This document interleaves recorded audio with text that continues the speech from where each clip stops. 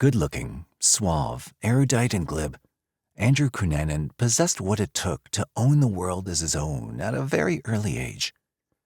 By the time he was 21 years old, his brilliant mind had captured the fluency of 7 languages and the essence of conversation in a circle of friends much older than he.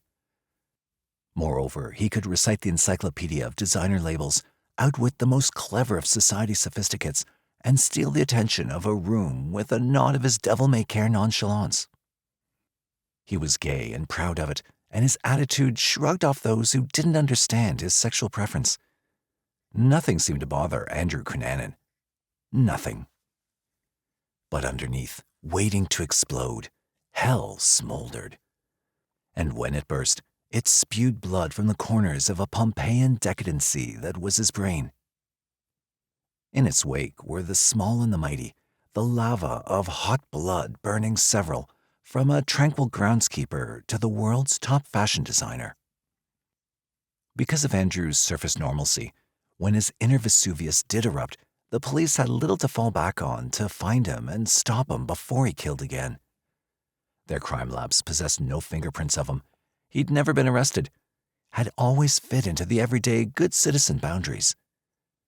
His crimes were against the societal norm, as it were, and not the landscape of ordained civil law. Pornographic, sometimes brutally so, his immoral world fed its sexual lust that catered to his own appetite and to that of willing partners within a leather-wearing sadomasochistic cabal. But under the sunlight of an everyday John Q. public existence, he had offended no one. For 2 decades, we've been deluged with narratives about serial killers, which invariably lay out the full pathology of a given miscreant and assure us that there are signs to watch for, that if we only pay attention in the early stages, society could prevent serial murders and related unpleasantness, writes Gary Indiana in 3-Month Fever. Interestingly, Cunanan didn't experience the early traumas or manifest the egregious childhood behavior that experts tag as typical of the serial killer. More interestingly, in adult life, he did have enough of a screw loose that plenty of people noticed it and often found it amusing. Andrew's early years were not domestically happy, but not bloated with the usual bad life sociopathic elements of other to-be killers. Home life teetered between pleasing a doting and very religious, perhaps too naive mother and accepting the demands of a prestige-conscious father. The latter was a disciplinarian, but not a sadist. There were scenes of violence that occasionally erupted, enough perhaps to turn Andrew away from his family. In social life, Andrew enjoyed the company of friends who regarded him as colorful, no more than a happy clown.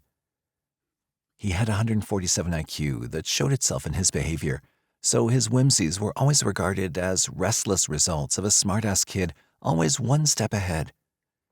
When he graduated from high school, the outgoing seniors were asked to describe themselves in a single quote for the yearbook.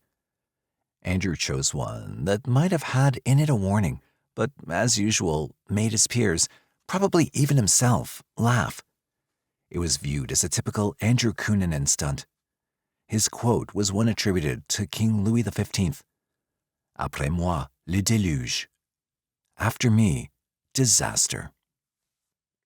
Prize-winning journalist Maureen Orth, who followed the Cunanan killing spree through its trauma, attributes Cunanan's own inner passion and self-indulgence as his downfall. No matter how much Andrew Cunanan got, he always wanted more. More drugs, kinkier sex, better wine. Somehow, he'd come to believe that they were his due, she says in Vulgar Favors.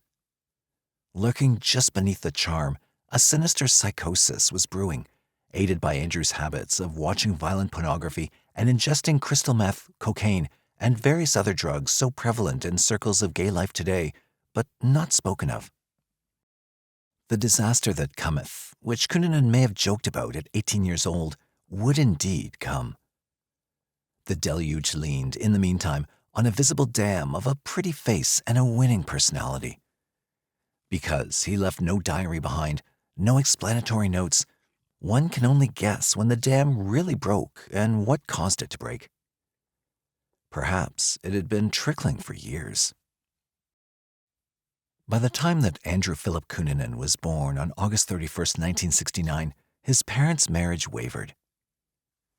The handsome Modesto Cunanan, whom Marianne Shalaki had met and fallen for, looking so elegant in his navy whites and sporting what she liked to call an Errol Flynn mustache, had not turned out to be the doting partner he'd been before marriage.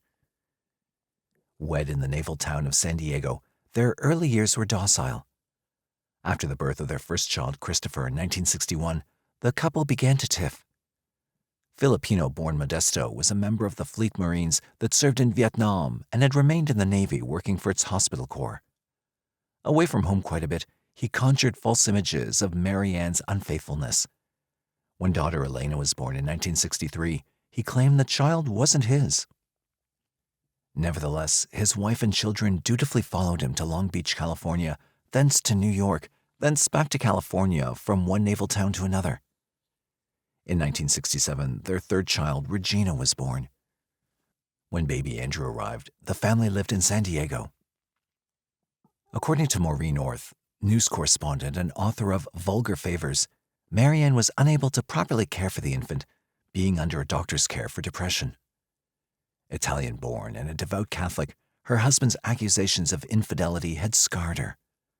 Modesto, in turn, was selfishly proud of the fact that he was raising this child alone. The boy, he told everyone, never cried. Andrew's boyhood was neither melodramatic nor comprised of the stuff nightmares are made of. Neighbors who knew them well had no reason to point fingers and yell, "dysfunctional." By all appearances, the Cunanans were content. Happily, they often bundled together into the family auto to go to the mall or the playground or to McDonald's. When Andrew was 4, Grandpa Shalaki died and left the family an inheritance, which they wisely invested into a new home in pretty little suburban Bonita. Here, little beaver-cleaver-faced Andrew had the toys most kids had and played the games most kids his age played. The spatting between husband and wife became more chronic as the years passed. To Andrew, they were sometimes overwhelming. His father's crackling boom of a voice and his mother's shrill screeches seared through him like a knife. But he had a medicine for this. He retreated to his upstairs bedroom where the pages of comic books and adventure novels whisked him away into other, happier, more fantasy-like yet more stable worlds. Or sometimes he'd merely turn up the volume of his bedroom television to drown out the caterwauling in the rooms below. Andrew loved to laugh, and the likes of his favorite sitcom, Mork and Mindy, helped him forget how negative the real world can sometimes be. As Andrew's comic books staled and his novels lost their inspiration, he took it upon himself to become, as it were, his own hero, more impenetrable than Superman. And what better way to eradicate domestic grief than to recreate those around him as heroes too? Not squabbling parents, but supportive defenders of his singular crusade. He'd brag to friends how rich his father was, how brave, how caring. He rattled off stories, one after another to his friends, how Dad bought him this and bought him that. His friends at first smiled at his imaginings and dreams, but the tales became so constant and they grew so unbelievable that Andrew gained the reputation as, to quote one former school chum, a pathological liar. Bonita's school laughed at him behind his back. He may have sensed their skepticism, so to accommodate his own falsities, he would often prove to them just how doting his parents were. Like the time he talked his mother into bringing a hot lobster lunch to him during lunch hour so that he could savor it openly while the rest of the kids scowled over peanut butter and jelly. In the meantime, Modesto Cunanan had retired from the Navy to upscale himself by earning a business degree. Square-shouldered and in search of image, Modesto took stockbroker classes and eventually earned a certificate to practice. As part of the show, he led favorite son Andrew to the finest clothing shops in town and dressed him in label clothes with the flourish of a store mannequin. The boy loved this, for he could saunter through school halls to show off, and the best part of the charade was that he didn't have to do any contriving. His preppy clothes rubbed salt in the wounds of his denim-wearing buddies. They whispered behind his back that he was gay. Perhaps he heard the rumors about himself, but if he did, he surely laughed. Image counted more than anything because it brought with it a personality that he felt he needed to erase the confusion of being a nobody. Because his preppiness visibly gave him a foundation, although fake, that's perhaps why his father's son to be somebody stuck with him so solidly in later years. It was the only thing he learned from his father that he took to heart. When he was 12 years old, his dress and demeanor became an oddity at Bonita, and his parents enrolled him into the upper-crust Bishop's School in nearby San Diego. Ivy League jackets, moderate ties, and gray pressed trousers were the norm here, and Andrew sported the classic look like a Greek god in apprenticeship. There was even a gentleman's club. Tuition in 1981 was $7,000 a year.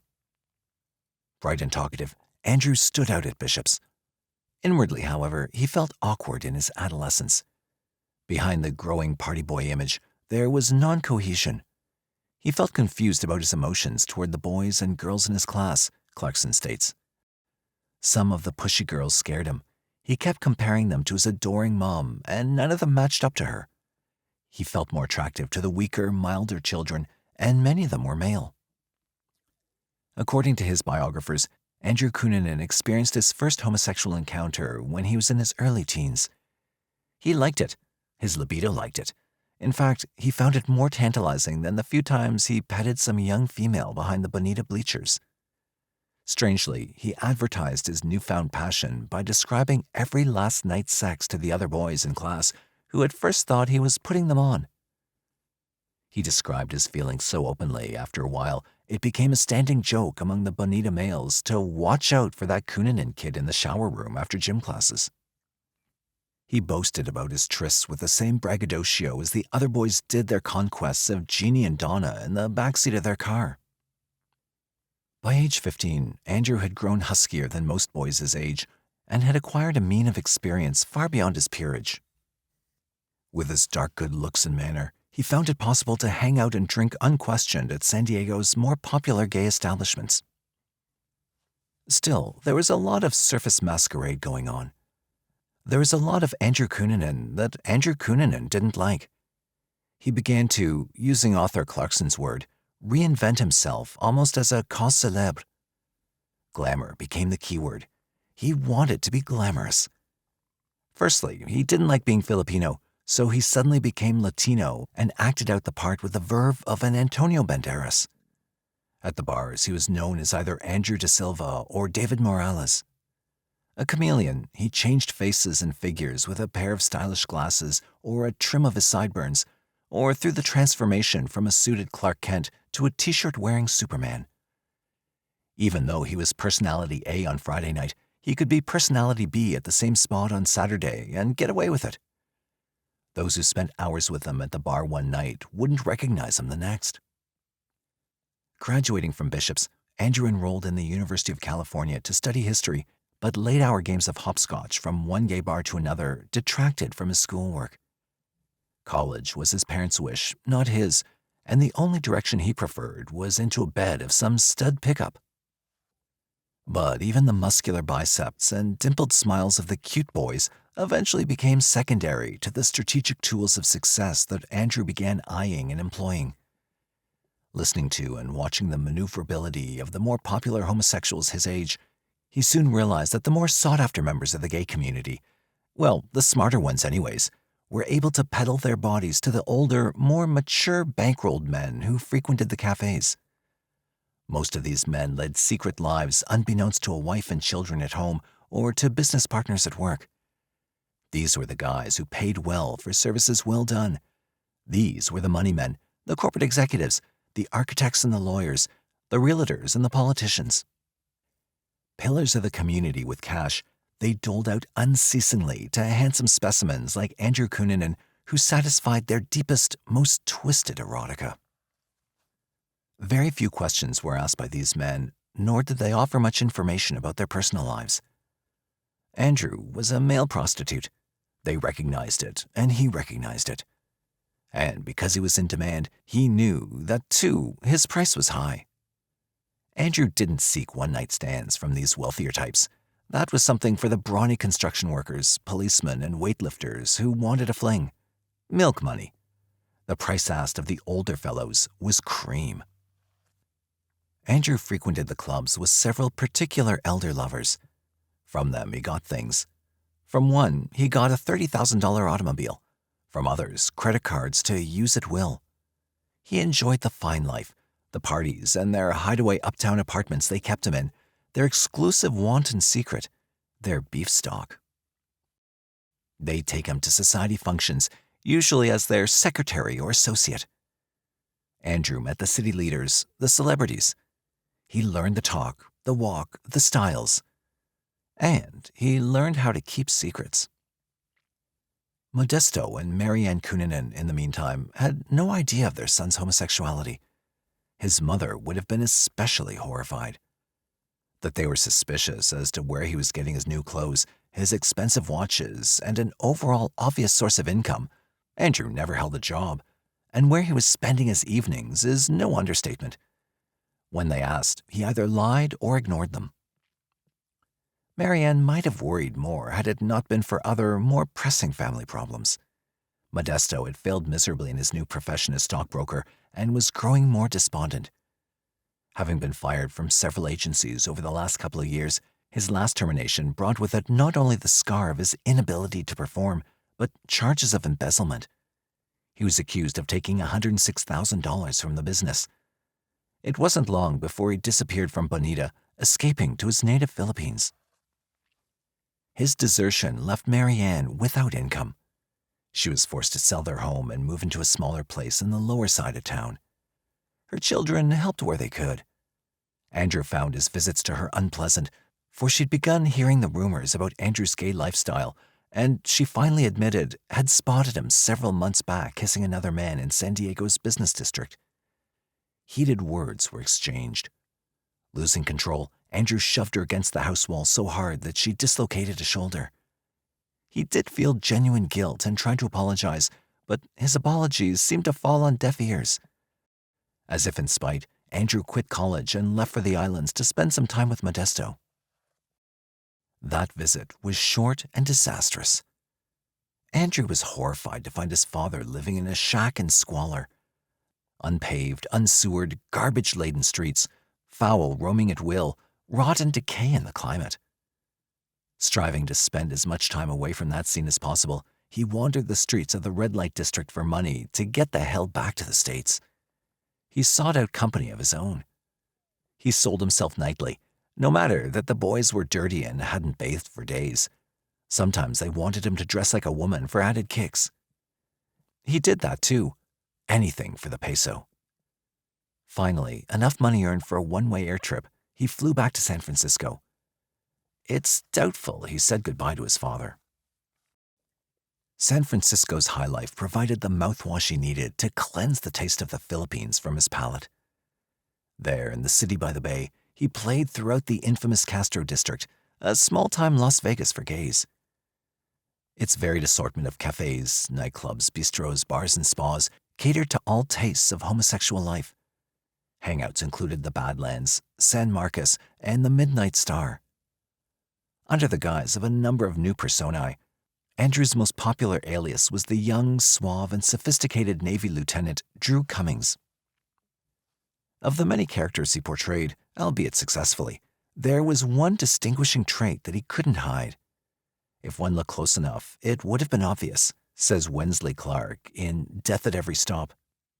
The one giveaway might have been his eyes, dark and moody.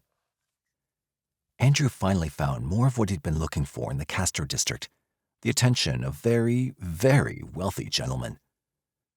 One new friend, a lawyer named Eli Gould, had societal connections and introduced him to a world that Andrew had long craved, a world of limitless parties within the other world, where Hollywood stars, supermodels, and international headliners congregated in abundance and were accessible across a coffee table. One famous person he met was one with whom he'd later shared discourse of fate, Italian-born fashion king Gianni Versace. Versace was gay, and he was personable, and by all reports, shared dialogue with Andrew at the Colossus Disco's after-opera party. It's believed that Versace, when meeting Andrew at the gala, mistook him as someone he'd previously met overseas. Naturally, Andrew played along. As Maureen Orth tells it, the designer walked in with an entourage who quickly introduced him to a few people. After about 15 minutes of chit-chat and waves of young men eager to meet him, Versace began to survey the room. He noticed Andrew standing with Eli, cocked his head, and walked in their direction. "I know you," he said to Andrew. "Lago de Como, no?" Versace was referring to the house he owned on Lake Como near the Swiss border. Andrew was thrilled, and Eli couldn't believe it. "That's right," Andrew answered. "Thank you for remembering, Signor Versace." It had been one of the brighter spots in the young Cunanan's life. He was having a hell of a time. But the crystal life of the hoi polloi was only one side of the new lifestyle he discovered in San Francisco. Andrew had stepped down into the other end of the spectrum, too, where art meant porno tapes and culture closely resembled zoology. It was the murky, bottom-depth depravity of sadomasochism and parallel eroticism so prominent in the early 1990s gay California landscape. Money being no object, Andrew and his lovers descended into the labyrinthine wastelands of orgies, leather, and chains. The games they played included erotic whippings. The victims were those charming young men like Andrew who let themselves be handled in a number of perverted ways. Andrew took part in videos, some of which still sell in adult stores. He was fast becoming the ultimate sex slave of the porno underground. He didn't care, but enjoyed the status, for he indeed found arousal and humiliation and pain. In one of the most disturbing scenes, writes Wensley Clarkson, he was physically tortured by a gang of men in a mass rape scene that even the most hardened of Cunanan's friends found difficult to watch. As if he were today's Dorian Gray, the wantonness eventually seemed to spill over onto the surface of his caricature. An ugly Caliban threatened to disfigure the pretty features of Andrew Cunanan. A darker, more vindictive side oozed up from under. He changed from the devil may care to the devil does care. In retrospect, associates said he suddenly became angry, talked angry, did angry things. He sank into foul moods that, at best, could be described as meanness. One friend, Tim Schwager, remembers the night that Andrew had dropped something into his drink. He'd taken Schwager home and lusted on him. "I shudder to think how he could have killed me at any time during the hours I was drugged and unconscious," the man reports. And he says he'll never forget the sardonic grin on Andrew's face, the first thing he saw when he came to. His behavior slid. At a paparazzi party, Andrew fell all over television star Lisa Kudrow, insisting she get him a screen test. When she disappeared suddenly without saying goodbye, Andrew vehemently stalked room to room, giving other guests his appraisal of her. "She's a bitch," he growled. Having met English actor Hugh Grant at a celebrity gala, days later when Andrew tried out for a walk-on role for a Grant film and wasn't chosen, he became convinced that it was the star's personal doing. When one young man visited Andrew one night, he was aghast at how he'd changed his bedroom into a shrine dedicated to actor Tom Cruise. When he brought it up in conversation, Andrew spent much of that evening cursing Cruise's wife, Nicole Kidman, because she had Cruise, and he probably never would. Everyone who knew Andrew agreed. Somewhere along his personal river of human emotion, an oar had fallen from the canoe. Jealousy is always born with love, but does not always die with it.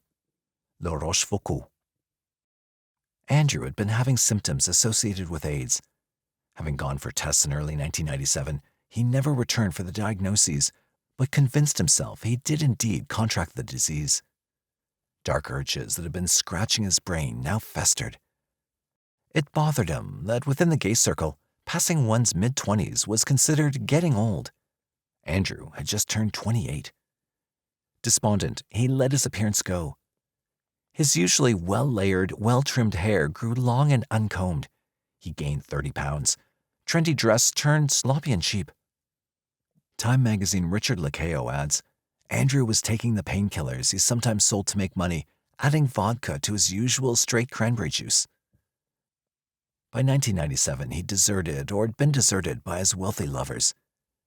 His credit cards, which they left him with the responsibility of paying off, exceeded the limit.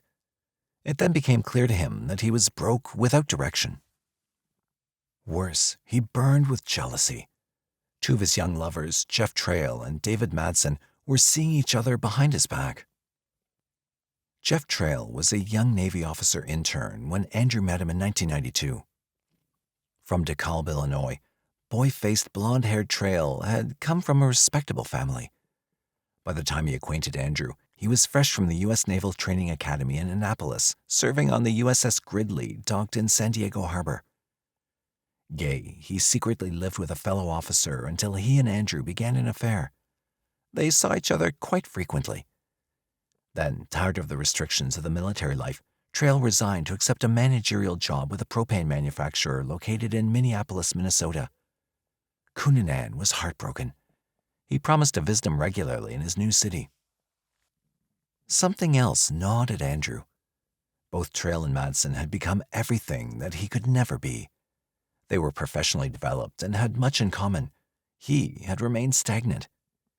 He felt jealous, says Clarkson at Death at Every Stop, because they both seemed to have a much better life than him. Also, Madson's and Trail's families appeared to have accepted their sexuality. He sorely wished the same could have been said for himself. Brooding in California, his jealousy grew until, in late April 1997, something rabid had overtaken him. On impulse, he phoned Trail to prod him. The latter denied an affair, but Andrew insisted that he was lying. Expletives from each followed. Before he slammed the phone down, Andrew yelled, "I'm going to kill you." That evening at a bar, he told a friend, "I'll be gone for a while. I need to finish some business." Then he ordered an airline ticket. David Madson picked him up at the municipal airport in Minneapolis on April 26, 1997, and brought him back to his loft apartment in an upscale part of town. He promised to settle Andrew's suspicions once and for all by having Jeff Trail at his house, where both men promised to convince him that nothing was going on between them. Friends from the West Coast, upon hearing of Andrew's destination, called Madson to warn him to be careful. Andrew had been acting very strangely. But easygoing Madson replied, "Well, I think he needs a friend, and I think he's trying to get his life straightened out. He just needs somebody." When Trail entered Madson's apartment the following evening, there was tension in the air. It had been the first time that he'd spoken to Andrew since the heated phone conversation. Moments into the set-up meeting, Andrew and Trail began hurling further insults at each other, and despite Madson's attempts at mediation, the argument turned violent. At around 9:45 p.m., neighbors in the building began wondering about that ruckus sounding from the usually quiet loft apartment above. In the midst of the fight, Madson panicked when he saw Andrew dart for the kitchen utility drawer and withdraw a heavy club hammer. Trail saw it too. Before either of the other men could react, Andrew brought the force of the weapon down on Trail's skull over and over again. Blood splattered across the room and on the killer as Trail, a battered rag doll, crumpled to the ground. Stunned by what he'd witnessed, Madson's mind blanked.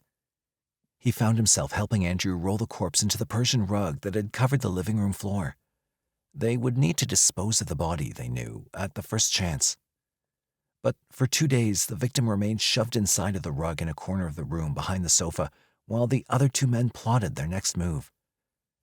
Fellow tenants reported later that, during this time, they spotted both Madson and Cunanan coming and going to and from the building as if nothing out of the ordinary had occurred. When Madson failed to report to work after a couple of days, a co-worker phoned him. Receiving no answer and concerned over foul play, the co-worker asked the landlord to check in on David. When the building manager, in turn, investigated, he discovered bloodstains on the floor and walls and Jeff Trail's bludgeoned body stuffed into the rug. The murderer and his sudden accomplice, learning that their secret was unearthed, hightailed it from Minneapolis in Madson's red Jeep Cherokee. In Andrew's jacket pocket was a .40 caliber handgun that, oddly enough, had been left behind in California by Jeff Trail when he relocated to the Midwest. The cylinder was loaded with at least 3 bullets. In another pocket, Andrew carried another 7. Police found Andrew's knapsack back at Madson's place. Inside were articles of identification that immediately named the killer, as well as an empty holster and cartridge box. When they reached Jeff Trail's apartment later for something that might hint as to why he was murdered, all they found was a message on his phone recorder. They listened to this eerie message. The voice on the other end was Andrew Cunanan inviting Jeff to David Madson's loft to talk things over. The killing was far from over. Andrew felt like he was on a spree. He enjoyed the sensation. It was pleasant to release so much hostility. 45 miles north of Minneapolis, on a country lane leading to Duluth, Andrew pulled Madson's Jeep over to the edge of the road and pumped 3 bullets into his friend. What man was ever confident with one crime? Juvenile. No one knows whether Andrew Cunanan and his next victim had met. That is, if they'd ever met before the evening of May 3rd, 1997. But on that day, less than a week after he left David Madson dead on a farmland in Minnesota, he wreaked another attack on an unsuspecting person in what appeared to be a combustive demonic fury. This next victim was 72-year-old Chicago-based realty developer Lee Miglin. Miglin was raised in small-town Danville, Illinois, by hard-working Lithuanian parents. Working up from a blue-collar world, Miglin became a cornerstone in a succession of prime civic and business office space. Together with partner J. Paul Baitler, Miglin managed other high real estate holdings as well. The firm built the Chicago Bar Association building and the 45-story Madison Plaza, the world headquarters for the Hyatt Corporation, explains Maureen Orth in Vulgar Favors. Miglin himself built the world headquarters for National Can and developed much of the industrial park near O'Hare Airport. At their height, Miglin Baitler managed over 32 million square feet of other buildings throughout the Midwest. Lee was a terrific, sweet, gentle guy. Architect Stanley Tigerman apprizes. Very self-effacing, he was never the type to blow his own horn. Lee's wife, Marilyn, was and still is a recognized figure on the home shopping network. American women throughout the country use her line of cosmetics and perfumes, which she sells on the air. Still today, the city's women frequent her makeup salon. The Miglins were known fundraisers for the city they lived in and loved. They resided in an upper-crust area of brick-and-iron early-century townhouses north of downtown. Neighbors found them warm and friendly. On the evening of Saturday, May 3rd, Marilyn was out of town on a business tour. Lee was seen standing out front of his home by a neighbor early in the evening. He was alone. It's estimated that Andrew must have been cruising the area and, perhaps induced by drugs, vented his seething hatred for mankind at the present on the first person he saw, Miglin. Perhaps he approached the realtor for directions. Perhaps he stopped him to beg a favor. Whatever, what happened was ghastly. He led Miglin, probably at gunpoint, into his garage adjacent to the townhouse. There, Andrew bound Miglin's wrists, wrapped his face with duct tape, leaving only a space for his nose, and proceeded to put him through a series of tortures directly from what was said to be Andrew's favorite snuff film, Target for Torture. Pummeling him, kicking him, he then drove a pair of pruning shears into the man's chest several times, muffling his screams.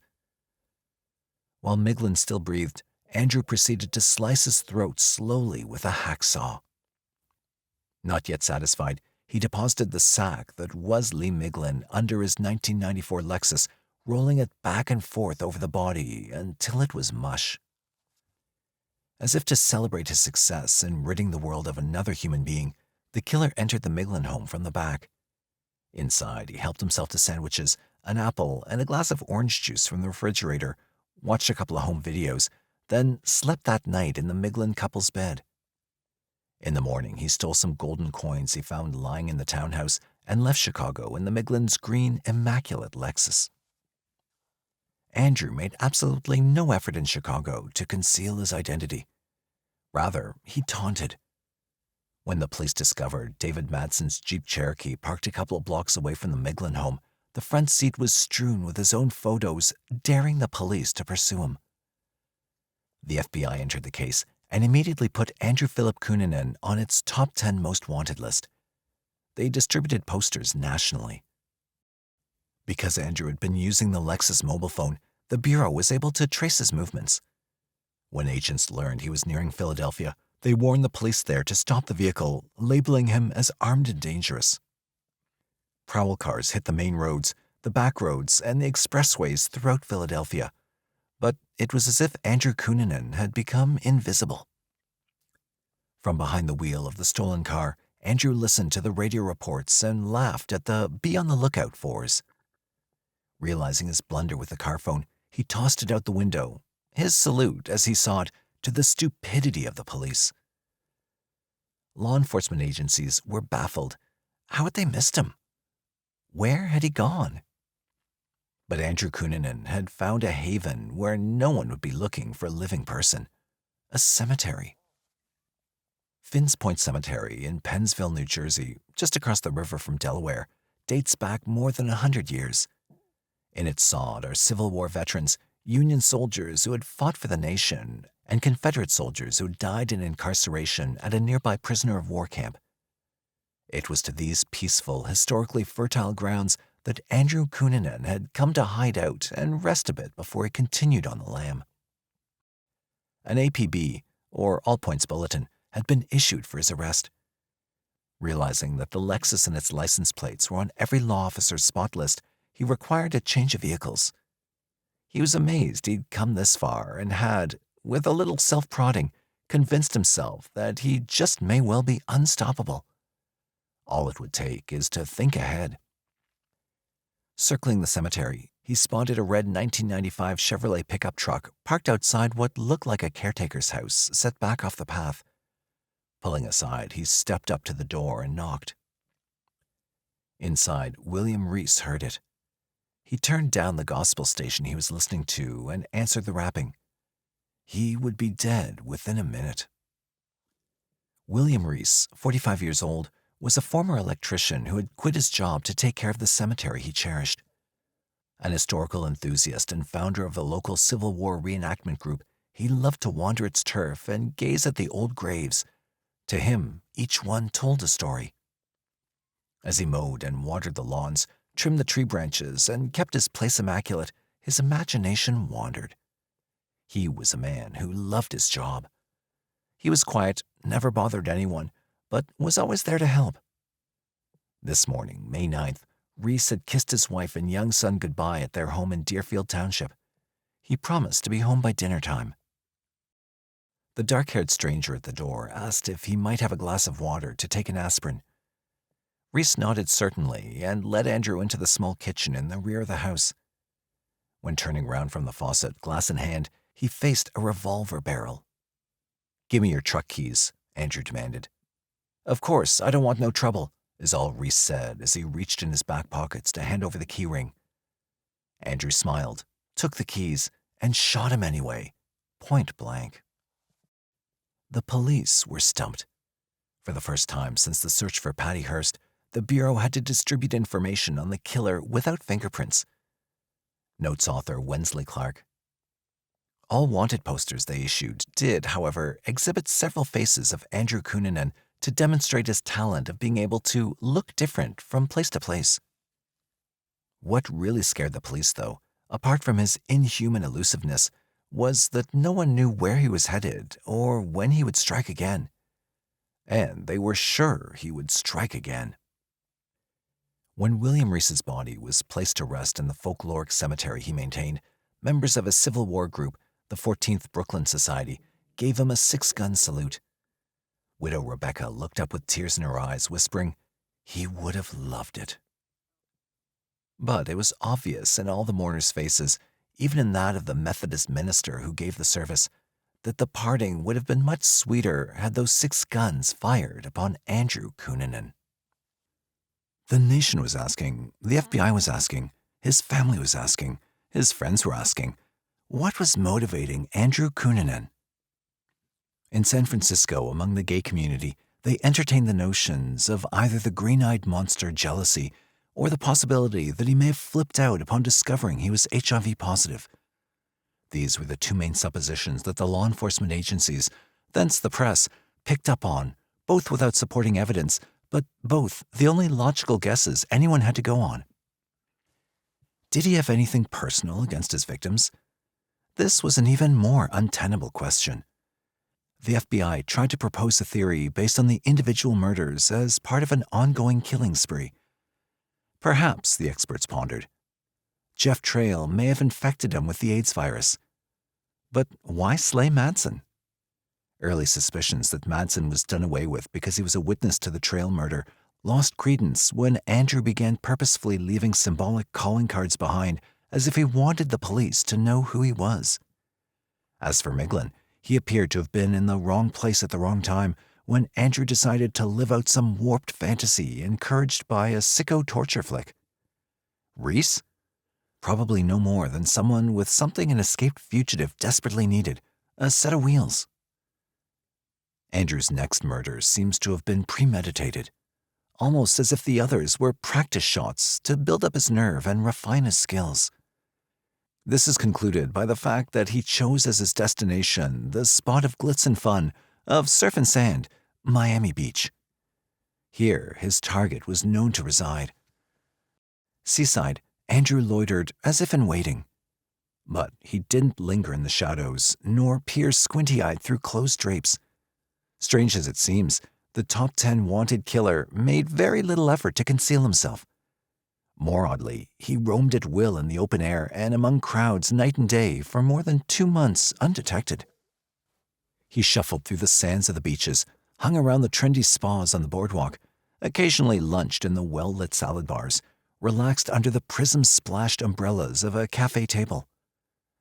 Miami Beach, as described by writer Richard Lacao in a Time magazine article, is a laboratory of instant gratification, full of clubs and inline skaters and muscle guys with deltoids like the gas tanks on a Harley.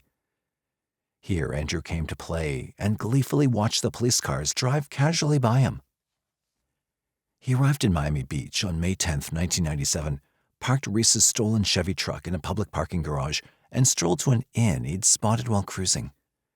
Without luggage, he registered into the Normandy Plaza Hotel. At one time a beachfront Xanadu for the movie stars of the 1940s, the Normandy had not aged well. It had, by the 1970s, become a discount launching for truckers and transients, either nightly or long-term. Its rooms were clean, and here Andrew stayed throughout most of his time in Miami. Opting for their monthly plan, Andrew was assigned a third-floor room, room 322, at $690 per month. For dinner, he usually ate in a nearby Italian restaurant. The manhunt didn't deter occasional visits to the gay strip, to places like The Twist, a dance hall for men of his sexual persuasion. He had heard the police were watching these places, but he braved the elements anyways and continued to pick up and go home with interested lovers. Almost as if on instinct, he'd wear disguises. Sometimes he'd shave his legs and wear women's clothing for the purpose of titillating some male who found transvestism arousing. He shaved his head on a lark, even wore a mohawk for a while. In the daylight, he donned a pair of shades and a cap, and with white khakis or shorts, blended in amongst the sun worshippers. As the national media grew tired of asking where was Andrew Cunanan, and news headlines focused on other things, Andrew grew bolder. He became a regular, sans makeup, at the tennis courts by day and the bistros by night. But his brain never idled. The germ that lay there burned and continued to grow. While always on guard, for he knew better than to totally relax, he continued to dream of his next conquest, one for which he knew the FBI wasn't prepared. The ultimate conquest. Afternoons, he'd stroll down 11th Street and pause a block from the ocean in front of the Renaissance facade of the Gianni Versace mansion. Afternoons, he'd stroll down 11th Street and pause a block from the ocean in front of the Renaissance facade of the Gianni Versace mansion, hoping to catch a glimpse of the man he intended to kill. A glimpse is all it would take. Gianni Versace's name was synonymous with a new line of nouveau clothing that he created. It bespoke glamour and brilliance. Born into poverty in Calabria, Italy, Versace brought a new concept of fashion as applied to the feminine form in its utter sensuality and grabbed the attention of coutures worldwide. Because his styles tempted the erotic, he had his detractors as well as his disciples. But the feminists, in spurning his low cuts and leathers, inadvertently brought Versace controversy that did little but increase awareness of and desirability for his work. Versace thumbed his nose at those who said his fashion was the height of bad taste, as many did when he showed his sadomasochistic collection at one big fashion show, Wensley Clarkson attests. His linebacker-shouldered, studded leathers and floral prints enthralled as many as it appalled. By the mid-1990s, the Versace label was dominating the world of fashion design. By 1995, Versace had profits of $900 million a year. Movie stars, royalty, and rock icons wore as one-of-a-kinds at the largest galas. Many of them, such as Princess Diana, were his dearest friends. Signor Versace had just completed a highly publicized and successful tour in Europe when he and his entourage of promoters and bodyguards arrived in Miami Beach on July 12th. Worn down from a hectic schedule, Versace planned to quiet down my life and enjoy more my privacy, as he told a business partner. He was 50 years old and desired downtime to enjoy the world. Andrew Cunanan went looking for him in the upper-priced gay bars that Versace was known to frequent when wanting to relax. His favorite spots were the Twist, the KGB Club, or Liquid. Every morning, it's believed, Andrew walked the pavements between Versace's Iron Gate on 11th Street to Ocean Drive, where at the News Cafe, the celebrity often partook of his favorite gourmet coffee. On these trips, Versace was usually alone. On the morning of July 15, 1997, Andrew caught up with Versace and followed him home from the News Cafe. What exactly he had against the celebrity is still anyone's guess. One theory in FBI files claims Versace once turned Andrew down for a modeling job, but as the luminary slid his key into the scrolled gate outside his mansion, Andrew stepped up behind him and pumped two .40-caliber bullets into his head. Immediately following the Versace murder, the press went wild. According to the author of 3-Month Fever, Gary Indiana, the killer, widely ignored when he left a trail of bodies from Minnesota to New Jersey, became, abruptly, a diabolic icon in the circus of American celebrity, and virtually any scrap of information about him, true or false, or in between, got reported as breathless fact along the entire spectrum of news providers. Cunanan's life was transformed into a narrative overripe with tabloid evil, ugly sex, drug dealing, prostitution, etc. Because the media watched the case unfold with such keenness, every step the Miami Beach Police Department and the Federal Bureau of Investigation took was followed with open eyes and breathless anticipation of results. Journalist Maureen Auth calls the manhunt comparable to the hunt for Martin Luther King Jr. assassin James Earl Ray. Hundreds of FBI agents were called to the scene, and the local police abandoned every other priority but Cunanan. Every official move was under scrutiny, every dead end was magnified, and every blunder scoffed. In the enormity of what had happened, the unbelievable and senseless death of an idol in his prime, and what was happening, the failure to find Andrew Cunanan amidst cacophony and confusion and ridicule, slip-ups did occur. Unfortunately, some of these gaffes, had they been caught earlier, might have saved Versace. For one, while there have been confirmed sightings of Cunanan in Miami Beach prior to the murder, its citizenry had never been alerted. When this fact was divulged, the city revolted, especially the members of the gay community in whose circle the killer navigated. Why no one was warned remains a mystery. In fact, Cunanan came close to being captured just 4 days before Versace's murder, Time magazine's Richard Lacayo informs us. A sandwich shop employee, G. Kenneth Brown, had recognized a man ordering a tuna sub as Cunanan. Brown took the order back to the kitchen and sneaked to a telephone to dial 911. Police were dispatched, but while Brown was off on the phone, a co-worker took the customer's money and unwittingly let him walk out the door. William Reese's Chevrolet pickup truck, which Andrew drove from New Jersey and left in a public garage near his hotel, remained unidentified until after the Versace killing. It had been left there unmoved for more than 2 months. The attentive and angry public demanded to know why the police hadn't investigated an obviously abandoned vehicle and why they hadn't checked every garage, every alley, every corner for that getaway vehicle, especially since Cunanan's presence in town had been established. But according to all the books on Cunanan, the Lollapalooza of blunders, the deadliest of them, involved a departmental oversight that, in reverse, would have almost certainly resulted in Andrew's apprehension and the survival of Versace. On July 7th, 8 days before Andrew struck, he'd found himself strapped for money. He stopped at Cash on the Beach pawn shop to sell one of the gold coins he'd stolen from Lee Miglin's townhouse in Chicago. The clerk gave him $200 for it. But the procedure required Andrew to present 2 forms of identification, a signature, and a current place of residence, none of which he could, if he wanted the money, lie about. He held his breath, produced 2 IDs, signed his real name, and wrote as his address the authentic Normandy Plaza Hotel. By law, the form was then expediently faxed by the pawn clerk to the Miami Beach Police Department. The reason for this procedure was simple, so that the department could then match the names on each transaction against a printout of names appearing on an ongoing fugitives list.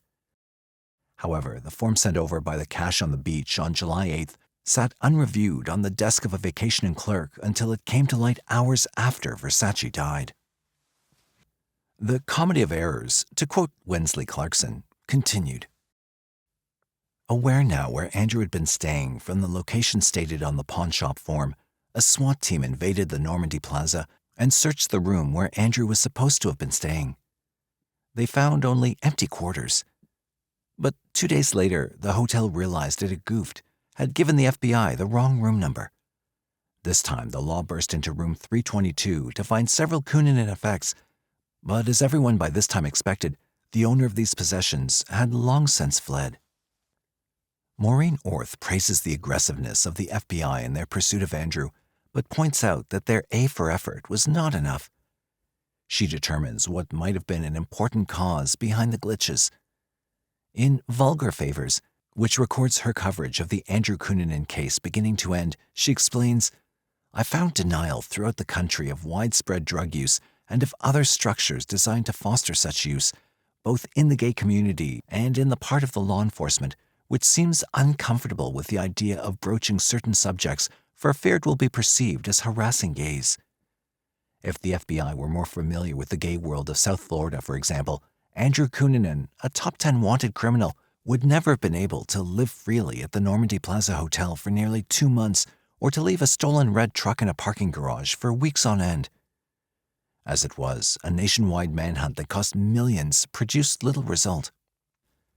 She goes on to quote FBI agent Kevin Rickert from the Fugitive Task Force, who told her, "There were not many successful moments in the investigation because we never were really close to him. We never did catch up to him." Of course, Rickert speaks metaphorically because the FBI did indeed find their man on July 23, 1997, 8 days after he gunned down the designer. That afternoon, a Portuguese caretaker made his routine rounds along the exclusive Indian Creek Canal to check on a private houseboat wharfed there by his boss, the German millionaire Torsten Reineck, who was off sightseeing in Las Vegas. The caretaker noticed the door of the private residence ajar and decided to investigate. Nothing at first seemed out of place in the spacious living room, but upstairs he found himself suddenly face to face with a startled young man who, upon seeing him, ran into what was Herr Reineck's bedroom and slammed its doors behind him. The quick-thinking tradesman realized that this must be that fugitive the FBI was searching for. Once outside, he notified the police. Within minutes, the houseboat was surrounded. 400 FBI agents and policemen took position on the wharf, while sharpshooters stationed themselves in the windows of the surrounding apartment complex. Police boats circled it, and helicopters hovered inches above its level roof. The standoff began. For 3 hours, the FBI edged closer, armed to kill if necessary.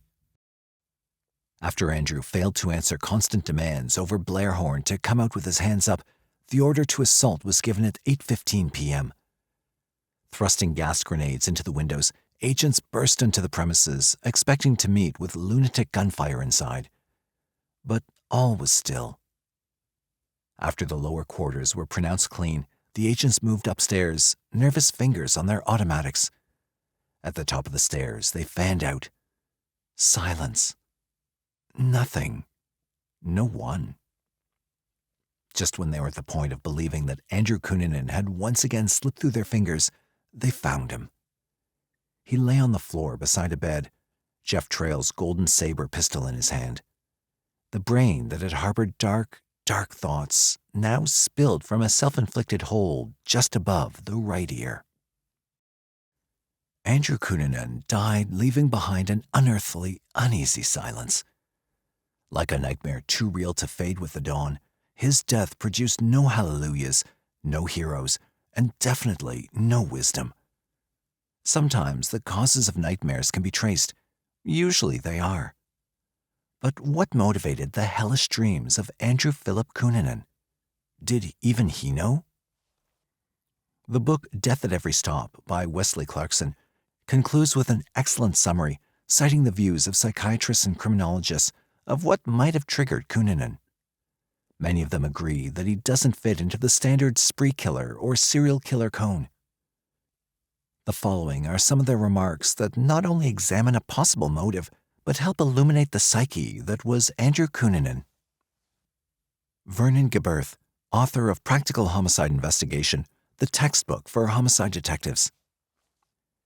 If you take a look at the dynamics of the killing of Versace, he was basically killing the person that he could never be. A lot of folks who do this feel a sense of superiority over the police. The police were basically impotent to him. By doing this, he not only got to validate his own superiority, he got to make a statement.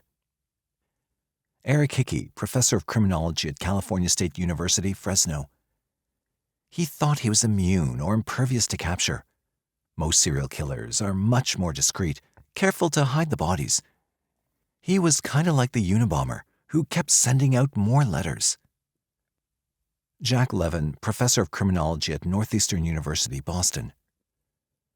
As a rule, serial killers don't go after celebrities. Most serial killers target prostitutes and street people and old women living alone or small children, safe, conventional targets. Most serial killers would never use a firearm. Dr. Helen Morrison, a leading forensic psychiatrist. We are faced with a brand new type of murderer, and that's one reason why there are so many unanswered questions. There's no comparison between Cunanan and any other model we have. He's not a serial killer, not a spree killer, and certainly not a mass killer. If someone doesn't fit, then maybe we should start getting rid of the boxes. Richard Ressler, FBI agent and serial killer expert. He had relationships with several young men, and one left him. He was having financial problems. All these dynamics were pulling on this guy. Being self-centered and narcissistic, these had a special stress. And I suspect this guy probably had contracted AIDS. Paul Salkin, psychiatrist. He was a complete chameleon, a multiple personality. He certainly had multiple appearances. All these are, of course, professional conjectures. The experts don't claim the final word. The legacy that Andrew Cunanan left is bloody and bitter and tells us that nightmares live among us. Probably the best description of Andrew, apart from the deep-rooted Freudisms, comes from Thomas Eppach, chief of criminal prosecution for Cook County, Illinois. He said, "He was like watching a weather map. This killer was the consummate criminal storm."